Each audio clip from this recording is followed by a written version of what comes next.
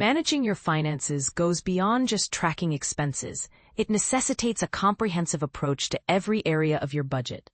When it comes to handling personal finances, the tendency to overlook certain aspects while fixating on others is all too common. Yet adopting a well-rounded perspective is the most effective way to ensure financial stability and smart choices.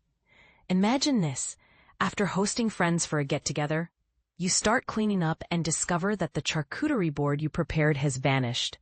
It turns out your dog had taken a liking to the culinary offerings while everyone was distracted. This scenario prompts an important question.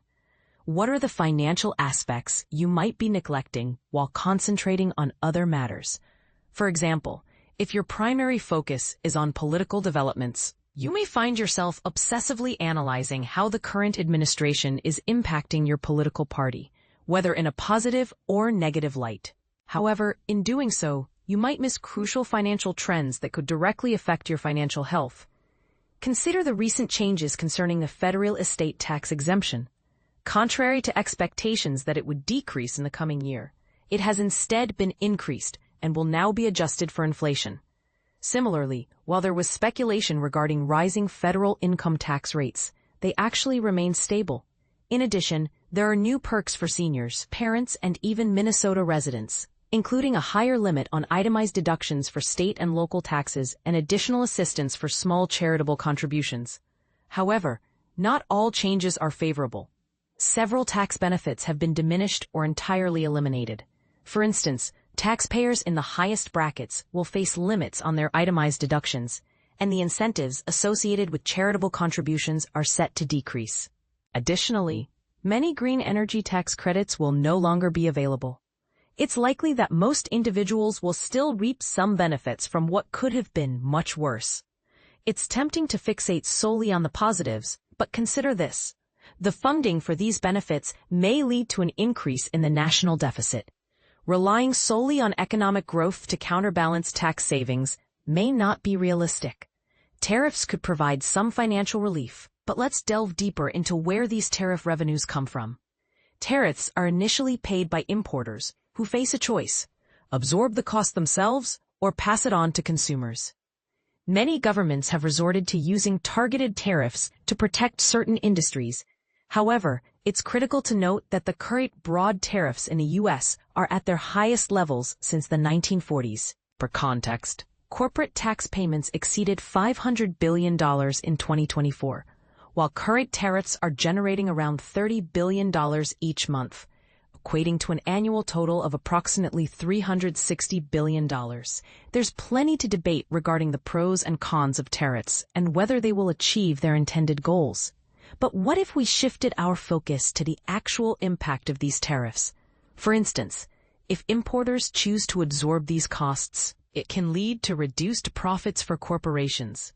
Alternatively, if they pass the costs on, consumers may find themselves with less disposable income to spend on other essentials.